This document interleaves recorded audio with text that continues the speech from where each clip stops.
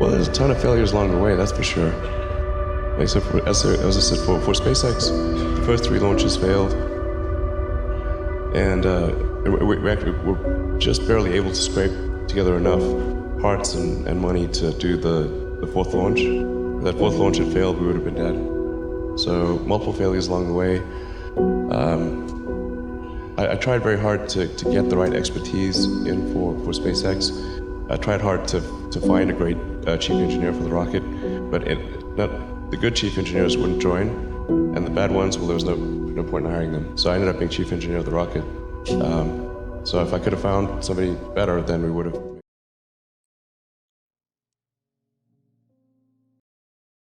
Hey, you? I think it sounds better than it is. Not as much fun being me as you'd think. There's definitely, it could be worse for sure, but it's, I'm not sure I want to be me. It has actually been a very difficult journey, I have to say.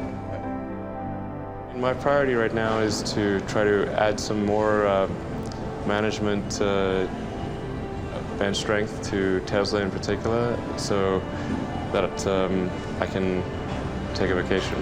In the last 12 years, I've only tried to take a week off twice. The first time I took a week off, the Orbital Sciences rocket exploded and Richard Branson's rocket exploded in that same week. Second time I took a week off, my rocket exploded. The lesson here is don't take a week off.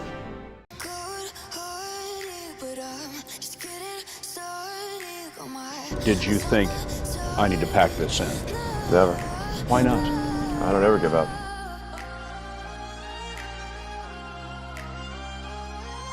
Heroes who don't like this idea. Neil Armstrong, Gene Cernan have both testified against commercial spaceflight and the way that you're developing it, and I wonder what you think of that. I was very sad to see that, because those guys are, yeah. You know, those guys are heroes of mine, so it's really tough. You know, I wish they would come and visit and see the hardware that we're doing here. And I think that would change their mind. They inspired you to do this, didn't they? Yes. And to see them casting stones in your direction. It's difficult. Did you expect them to cheer you on? Certainly hoping they would. Incredibly difficult and painful the last several months. Mm-hmm. Painful? Absolutely, of course. Yeah. Yeah, I mean, I'm sleeping on the factory floor, not because I think that's like a fun place to sleep. Mm-hmm. You know, terrible. Sleeping on the factory floor why are you doing that? Because I didn't have time to go home and shower. I sleep on the couch over there. So you're just laying here on the couch? Yeah.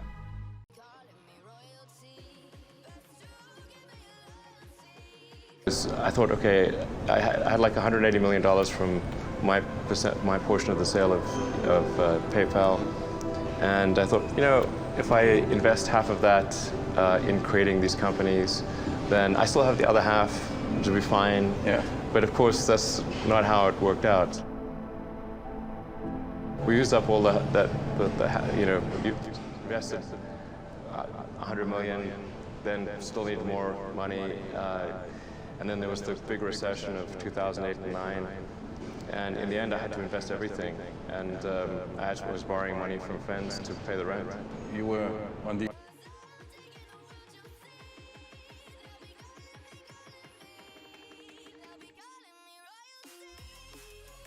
People tell me, like, well, what can you do to encourage entrepreneurs to start companies? I'm like, if you need encouragement, don't start a company. No, there's no need even to have a college degree at all, or even high school. I mean, if somebody graduated from a great university, that may be an indication that they will be capable of great things, but it's not necessarily the case.